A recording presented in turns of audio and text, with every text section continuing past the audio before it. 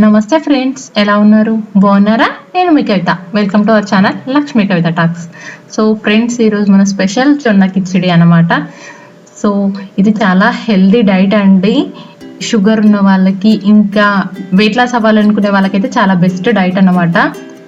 Protein rich food అనమాట. So ఇప్పుడు దీనికోసం ఇక్కడ ప్యాన్ పెట్టుకొని 2 స్పూన్స్ నెయ్యి వేసుకొని దాంట్లో 1 స్పూన్ జీలకర్ర వేసుకున్నాను. కొంచెం ఇది చిటపటమన్నాక 1 స్పూన్ ఆవాలు వేసుకోవాలి. ఇవి కొద్దిగా చిటపటమనివ్వాలండి. ఇప్పుడు దీంట్లో మనం 2 దాల్చిన చెక్కలు వేసుకోవాలి. మీ దగ్గర ఒకవేళ బిర్యానీ ఆకు ఉంటే బిర్యానీ ఆకు కూడా వేసుకోండి, ఒక 2. ఇంకా 2 లవంగాలు కూడా వేసుకోవాలి. వీటిని కొద్దిగా చిటపటమనివ్వాలి. ఇప్పుడు దీంట్లో అల్లం వెల్లుల్లి పేస్ట్ వేసుకోవాలి. ఒకవేళ మీ దగ్గర అల్లం ఉంటే చిన్నగా అల్లం తరుగు వేసుకోండి.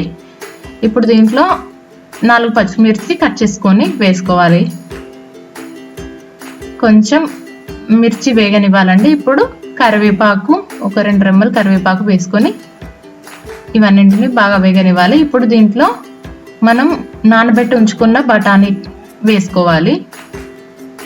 ఇలా ఈ బఠానీని వేసుకోవాలి. ఇప్పుడు క్యారెట్, ఒక 2 క్యారెట్ ముక్కలు కట్ చేసి ఇలా చిన్న ముక్కలుగా కట్ చేసి వేసుకోవాలి. ఇప్పుడు దీంట్లో పసుపు కూడా వేసుకోవాలి. 1 స్పూన్ పసుపు వేసుకొని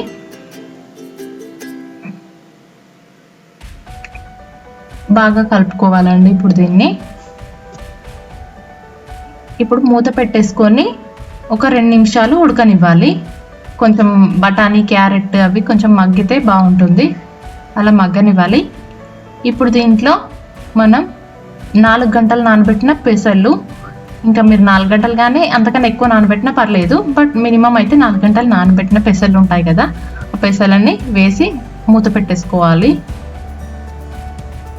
ఒక 2 నిమిషాలు కొంచెం మగ్గిన తర్వాత ఇప్పుడు దీంట్లో మనం ఒకసారి ఇదంతా కలిపేసుకొని వాటర్ పోసుకోవాలండి. 2 గ్లాసులు వాటర్ పోసుకోవాలి.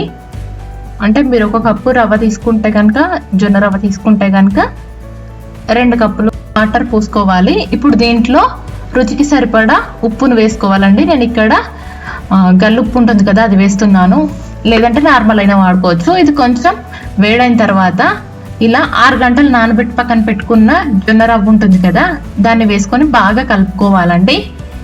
ఇప్పుడు ఇది కొంచెం మగ్గాలి కాబట్టి మూత పెట్టేసుకొని 15 మినిట్స్ ఉడకనివ్వాలండి. ఇప్పుడు మూత తీసి ఓపెన్ చేసి చూద్దాం. 15 మినిట్స్ అయింది కదా. సో చూసారా, అంతా బాగా ఉడికిపోయింది. ఒకసారి ఇలా అంతా కలుపుకోవాలి. ఇప్పుడు చిన్నగా తరిగిన కొత్తిమీరని వేసుకొని ఒకసారి అంతా బాగా కలిసేలాగా కలుపుకోవాలండి.